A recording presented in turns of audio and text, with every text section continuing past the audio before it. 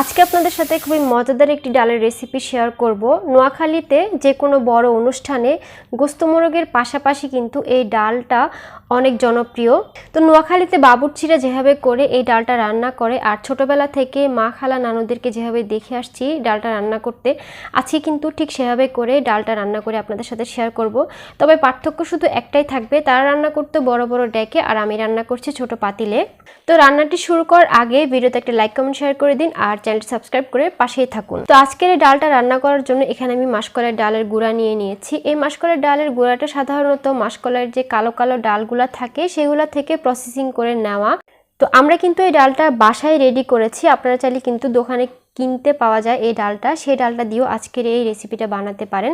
তো আমরা কীভাবে রেডি করেছি সেটার একটি ভিডিও আমি আপনাদের সাথে পরবর্তীতে শেয়ার করব। তো এখন আমি এক টুকরা দারচিনি খুব ভালোভাবে পরিষ্কার করে এর মধ্যে ভেঙে দিয়ে দিচ্ছি। রান্না শুরু করার আগে এই ডালটাকে একটু প্রসেসিং করে নিতে হবে, সেটা একটু পরেই আমি দেখিয়ে দিচ্ছি। তো আজকের এই ডালটা রান্না করব আমি মাছের মাথা দিয়ে। এই ডালটা সাধারণত বড় যে কোনো মাছ দিয়ে অথবা মাছের মাথা, লেজ অথবা মাছের টুকরা দিয়েও রান্না করা যায়। তো এখানে মাছের মাথাটা ধুয়ে পরিষ্কার করে হলুদ মরিচ মাখিয়ে নিচ্ছি। এই মাছটাকে এখন ভেজে নিতে হবে।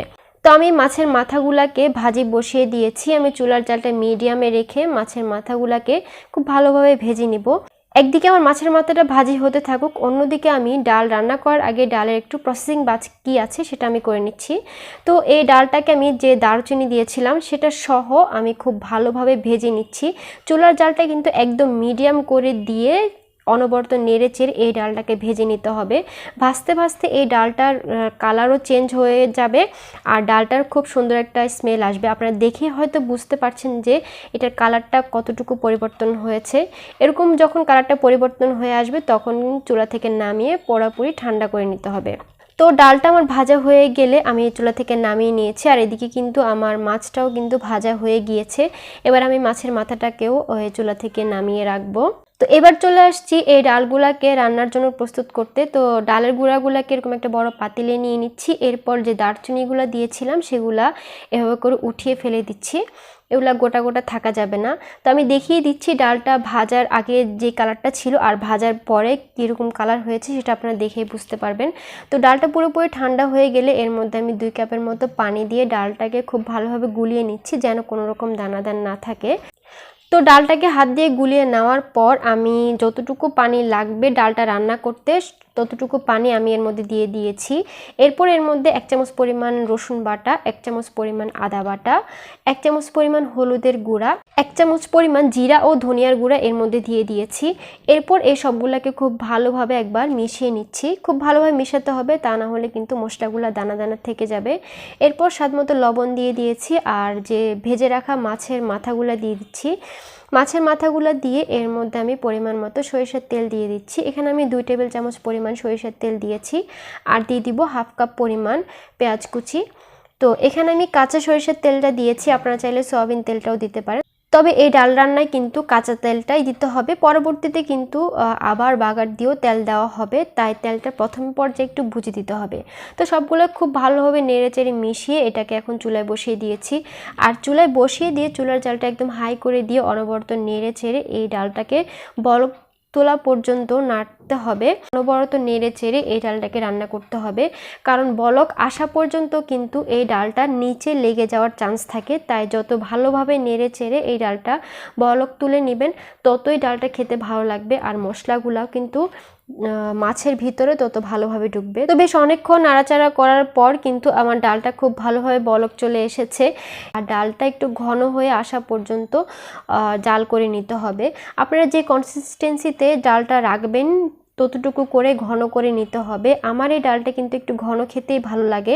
তো আমার ডালটা কিন্তু অনেকটা ঘন হয়ে এসেছে, আমি যতটুকু চাচ্ছি ঘন ততটুকু খুব সুন্দরভাবে ঘন হয়ে গিয়েছে। এরপর আমি এর মধ্যে 2টা ডিম ভেঙে নিয়েছি। এবার এই ডিমগুলোকে খুব ভালোভাবে একটু ফেটিয়ে নিব, একটু পানি দিয়ে গুলিয়ে নিব। তাহলে কি হবে, ডালের মধ্যে যখন ডিমটা দিব তখন ডিমটা দলা পেকে থাকবে না। তো ডিমটা দেওয়ার পরেই কিন্তু ডালের কালার, গন্ধ আর টেস্ট আর থিকনেসটা সবগুলাই কিন্তু একসাথে চেঞ্জ হয়ে যাবে। তো ডিমটা দেওয়ার পর যখন ডালের মধ্যে একটু বলক চলে আসবে তখন আমি এর মধ্যে কয়েকটা কাঁচা মরিচ ফালি করে দিয়ে দিয়েছি। এরপর খুব ভালোভাবে বলক তুলে নিতে হবে যেন ডিমের গন্ধটা চলে যায়।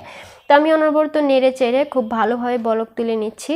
তো ডালটা যখন খুব ভালোভাবে বলক চলে আসবে তখন আমি এর মধ্যে ধনেপাতা কুচি দিয়ে দিব, আর ধনেপাতা কুচিটা দিয়ে খুব ভালোভাবে মিশিয়ে নিয়ে ডালটাকে নামিয়ে নিব। তো আমার ডালটা কিন্তু প্রায় 90% কমপ্লিট হয়ে গিয়েছে। এবার এটাকে আমি নামিয়ে একটা সাইডে রেখে দিব আর পরবর্তী স্টেপে চলে যাব। পরবর্তী স্টেপটা হচ্ছে ডালে বাগার দিতে হবে। সাধারণত যে কোনো ডালে বাগার দেওয়া হয় রসুন কুচি দিয়ে, তবে এই মাসকলাই ডালটায় বাগার দেওয়া হয় পেঁয়াজ কুচি দিয়ে। আমি পেঁয়াজটাকে একদম বেরেস্তার মতো করে ভেজে নিব। তো আমি পেঁয়াজটাকে চুলার জালটা কমিয়ে দিয়ে খুব ভালোভাবে বেরেস্তা করে নিচ্ছি। তো আমার পেঁয়াজটা যখন একদম বেরেস্তার মতো হয়ে যাবে তখন আমি কি করব, এই ডালটা সরাসরি এই বেরেস্তার পেঁয়াজের মধ্যে দিয়ে দিব। তো এভাবে করে ডালটা বাগার দিলে কিন্তু বাগারের খুব স্ট্রং একটা ফ্লেভার ডালের মধ্যে পাওয়া যায়। তো আমার ডালটা কিন্তু হয়ে গিয়েছে, এবার এটাকে গরম গরম পরিবেশনের পালা। তো আপনারা একবার হলেও এই ডালটা বাসায় এভাবে করে রান্না করে দেখবেন, আশা করছি আপনাদের অনেক ভালো লাগবে। তো আজকের রেসিপিটা কেমন লেগেছে সেটা কিন্তু আমাকে অবশ্যই কমেন্ট বক্সে জানাবেন। আর ভিডিওটি ভালো লাগলে ভিডিওতে একটা লাইক কমেন্ট শেয়ার করে দিবেন, আর আমার চ্যানেলটি সাবস্ক্রাইব করে সাথে থাকবেন। সাথে আমার ফেসবুক পেজটাও কিন্তু ফলো করতে ভুলবেন না। আজ এখানে বিদায় নিচ্ছি, আল্লাহ হাফেজ।